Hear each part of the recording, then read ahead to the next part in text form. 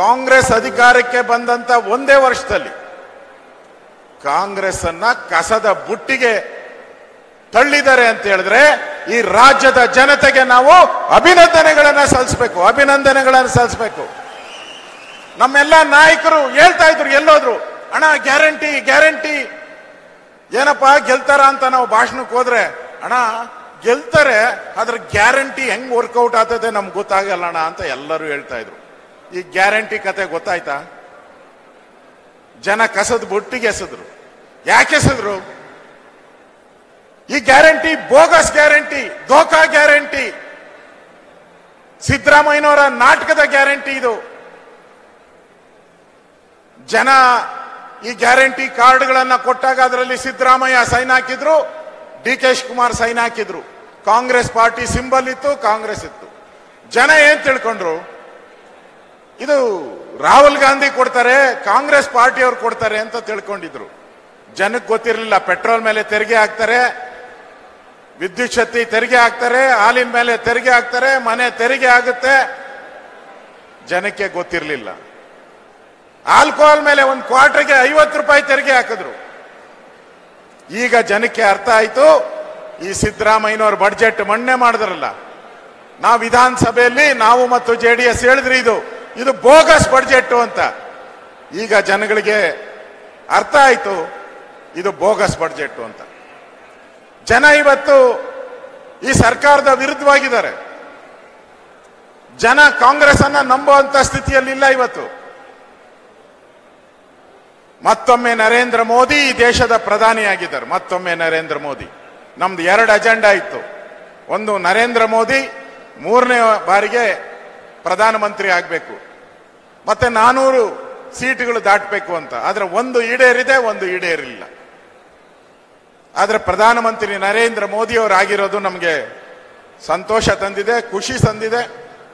ದೇಶದಲ್ಲಿ ಒಂದು ಬದಲಾವಣೆಯನ್ನ ತರುವಂತ ದೃಷ್ಟಿಯಿಂದ ಮತ್ತೆ ನರೇಂದ್ರ ಮೋದಿಯವರ ನೇತೃತ್ವದಲ್ಲಿ ನಾವೆಲ್ಲರೂ ಹೋರಾಟ ಮಾಡೋಣ.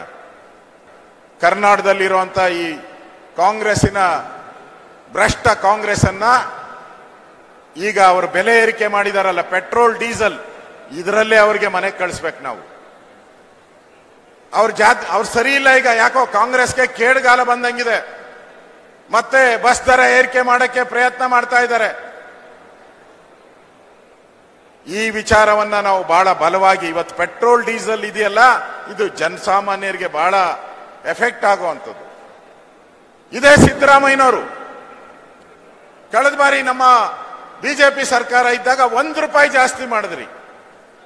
ಅವಾಗ ಸಿದ್ದರಾಮಯ್ಯ ಹೇಳಿದ್ರು, ಬಿಜೆಪಿಯವರಿಗೆ ಮಾನ ಮರ್ಯಾದೆ ಇದೆಯನ್ರಿ ಅಂತ ಹೇಳಿದ್ರು. 1 ರೂಪಾಯಿ ಏರಿಕೆ ಮಾಡಿದ್ಕೆ, ಒಂದೇ 1 ರೂಪಾಯಿ. ನಾವೀಗ ಸಿದ್ದರಾಮಯ್ಯನವರು ಕೇಳಬೇಕು, ನಿಮಗೆ ಮಾನ ಮರ್ಯಾದೆ ಇದೆಯಾ? ಎಷ್ಟು ನಾಲ್ಗೆ ಸಿದ್ದರಾಮಯ್ಯನವರೇ, ನಿಮಗೆ ಎಷ್ಟು ನಾಲ್ಗೆ ಇಟ್ಕೊಂಡು ಮಾತಾಡ್ತೀರಾ ಅಂತ ನಾವು ಕೇಳಬೇಕು ಜನಕ್ಕೆ. ಒಳ್ಳೆ ಅವಕಾಶ, ಇದನ್ನ ಬಿಡಬಾರದು, ಯಾವುದೇ ಕಾರಣಕ್ಕೂ ಬಿಡಬಾರದು.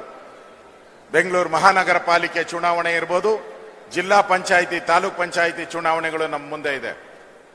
ಪಾರ್ಲಿಮೆಂಟ್ ಬಂದಂತ ರಿಸಲ್ಟೇ ಜಿಲ್ಲಾ ಪಂಚಾಯಿತಿ ಮತ್ತು ಬೆಂಗಳೂರು ಮಹಾನಗರ ಪಾಲಿಕೆ ರಿಸಲ್ಟ್ ಕೂಡ ಅದೇ ರೀತಿ ಬಿಜೆಪಿ JDSಗೆ ಬೆಂಬಲ ಬರಬೇಕು.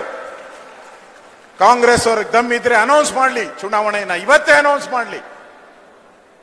ಇವತ್ತು ಬಿಜೆಪಿ ಪರವಾದಂತ ಒಲವಿದೆ. ಇವತ್ತು ಬಂಧುಗಳೇ, ನಾವೆಲ್ಲ ಬಿಜೆಪಿಯ ಹಿರಿಯ ಮುಖಂಡರಿದ್ದೀರಿ. ಈ ಸದಾವಕಾಶವನ್ನ ಉಪಯೋಗ ಮಾಡ್ಕೊಬೇಕು. ಈಗಾಗಲೇ ರಾಜ್ಯ ಅಧ್ಯಕ್ಷರು ಕರೆ ಕೊಟ್ಟಿದ್ದಾರೆ ಎಲ್ಲ ಕಡೆನೂ.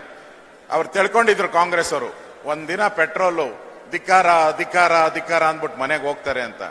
ಒಂದಿನಕ್ಕೆ ಧಿಕ್ಕಾರ ಇದು ಮುಗಿಯಲ್ಲ, ಇದು ಕಂಟಿನ್ಯೂ ಆಗ್ತೈತೆ. ಬೀದಿಗಳಲ್ಲಿ ಈ ಕಾಂಗ್ರೆಸ್ ಅನ್ನ ಮಾನ ಮರ್ಯಾದೆಯನ್ನ ಹರಾಜು ಹಾಕಬೇಕು. ಬಡ್ಜೆಟ್ ಅಲ್ಲಿ ಬೆಲೆ ಏರಿಕೆಯನ್ನ ಇದನ್ನು ಮಾಡ್ಬೋದಾಯ್ತು, ಮಾಡಲಿಲ್ಲ. ಅಂದ್ರೆ ಈ ಕಾಂಗ್ರೆಸ್ ಅವರು ಇನ್ನು ಮುಂದೆ ಬೆಲೆ ಏರಿಕೆ ಯುಗವನ್ನೇ ಪ್ರಾರಂಭ ಮಾಡಿದ್ದಾರೆ. ಇನ್ಮೇಲೆ ಒಂದಾದ ಮೇಲೆ ಒಂದು ಬೆಲೆ ಏರಿಕೆಯನ್ನ ಮಾಡ್ತಾರೆ. ನಾವು ಇದಕ್ಕೆ ತಯಾರಾಗಿರ್ಬೇಕು. ಹೋರಾಟ ನಮ್ಮ ಗುರಿಯಾಗಬೇಕು ಅನ್ನೋ ಒಂದು ದೃಷ್ಟಿಯಿಂದ ನಾವು ಈ ಕೆಲಸವನ್ನ ಮಾಡೋಣ. TV12 ಕನ್ನಡ, ಇದು ಕನ್ನಡಿಗರ ಧ್ವನಿ.